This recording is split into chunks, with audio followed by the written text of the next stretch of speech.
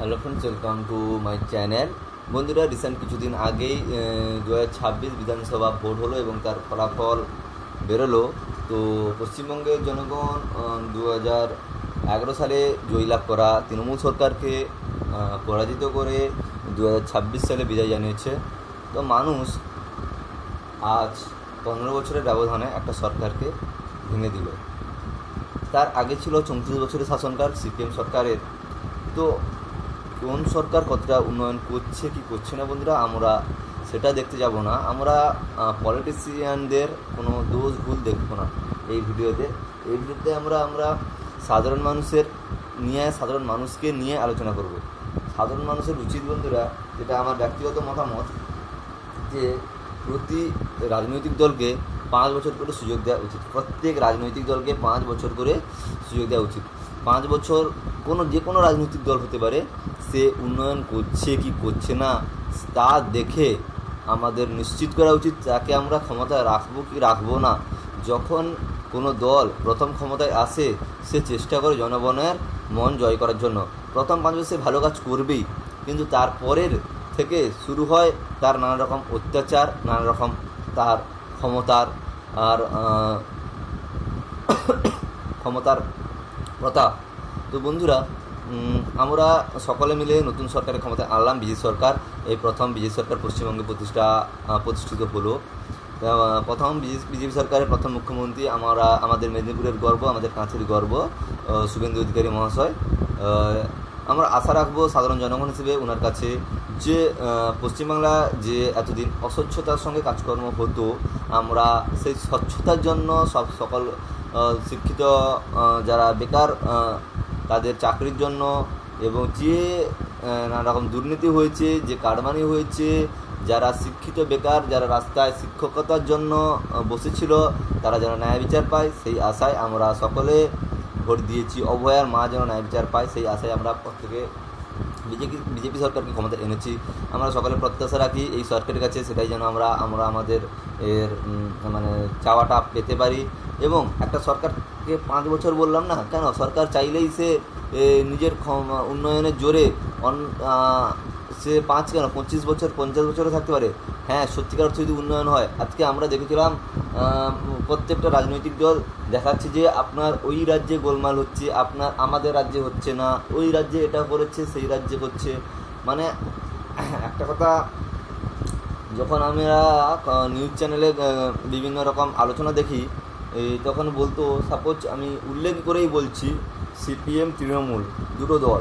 আজকে তৃণমূল ক্ষমতায় ছিল 2026-এর আগে পর্যন্ত, 2011 থেকে 2026 পর্যন্ত, 26-এর এপ্রিল মাস পর্যন্ত ধরুন ক্ষমতায় ছিল।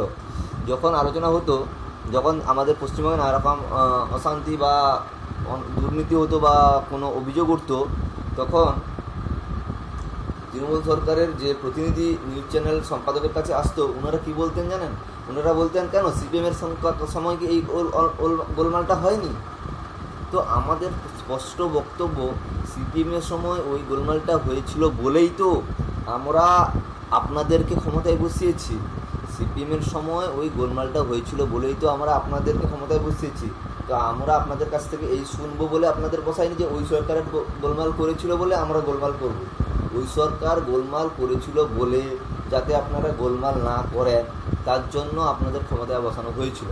কিন্তু আপনাদের সেই গোলমাল থেকে গেছে, তাই আপনাদের 2026-এ জনগণ বিদায় জানিয়ে দিয়েছে।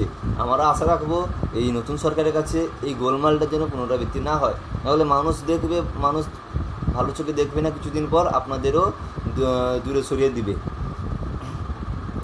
আমাদের তুলনা করা উচিত উন্নত দেশের সঙ্গে, জাপান, আমেরিকা, চায়না, যারা সত্যিকার অর্থে প্রোগ্রেস করছে।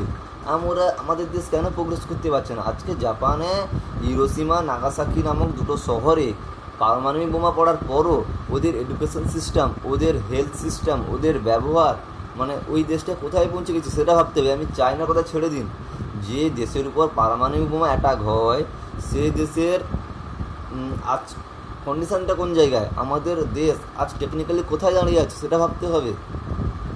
শুধু আমাদের দেশে খাওয়া খাই সিস্টেম, লুটোপুটি সিস্টেম, রাজনৈতিক নেতাদের লুটোপুটি সিস্টেম, যার ফলে আজকে আমাদের দেশ প্রোগ্রেস করছে না। তো আমি এখানে বলেছিলাম না রাজনৈতিক কথা নিয়ে আলোচনা করবো না, রাজনৈতিক নেতাদের দোষ দেবো না, মানুষজনদের উচিত অন্য দেশকে দেখা কেন আমাদের দেশ করতে পারছে না। 5 বছর রাখলাম, দেখলাম করতে পারছে তো রাখো, না হলে সরিয়ে দাও, স্পষ্ট কথা। 5 বছর রাখলাম, যে অন্য দেশের সাথে তুলনা করতে পারছে, কম্পিটিশনে যেতে পারছে, যদি না যেতে পারে তাহলে ফেলে দাও। আজ ফিনল্যান্ড, হ্যাঁ সম্ভবত নামটা ফিনল্যান্ডই হবে, ফিনল্যান্ড সবথেকে সুখী রাষ্ট্রের নাম, সবথেকে সুখী রাষ্ট্রের নাম, অথচ মানে আমাদের দেশ এখন কত নম্বরে সুখী রাষ্ট্রের লিস্টে কত নম্বরে আছে আপনারা কি জানেন? খোঁজ নিয়ে দেখবেন আমাদের দেশ সুখী রাষ্ট্রের তালিকায় কত নম্বরে আছেন, অথচ ফিনল্যান্ড সুখী রাষ্ট্রের মানে 1 নম্বর দেশ। এবার কেউ কেউ যুক্তি দেবেন ওটা খুব ক্ষুদ্র একটি দেশ, কিন্তু ভারত মানে বৃহৎ গণতন্ত্রের দিক দিয়ে সর্ববৃহৎ দেশ, সেটা ঠিক আছে, কিন্তু আমাদেরও তো উচিত এই বিষয়ে প্রোগ্রেস করা। আমি বলছি না যে 1 নম্বরে পৌঁছে যাও, আমাদের পরপর গ্রো করা উচিত, ঠিক আছে? এই জিনিসগুলো আমাদের দেখতে হবে, এই জিনিসগুলো আমাদের উন্নতি করতে হবে। এই ভাতা সিস্টেম আমরা চাইছি না, নতুন সরকারও দেখেছি এই সিস্টেমে হাঁটছে, কিন্তু এই সিস্টেমে না হাঁটলে আমিও জানি যে রাজনৈতিক দল টিকে থাকবে না, কারণ বর্তমান পরিস্থিতির দেওয়া নেওয়া হয়ে গেছে। কিন্তু মানুষ ভাতা চাইছে হয়তো, কিন্তু আমি নিজে ব্যক্তিগতভাবে ভাতা চাইছি না। আমাদের কর্মসংস্থান দিন, আমরা যেন নিজেরা করে খেতে পারি, সব কিছু যেন স্বচ্ছতার সঙ্গে হয়, সুস্থতার সঙ্গে হয়, এবং যেন ন্যায্য থাকে, সব কিছুর দাম ন্যায্য থাকে। এই জিনিসগুলো আমাদেরকে দেখতে হবে, ঠিক আছে?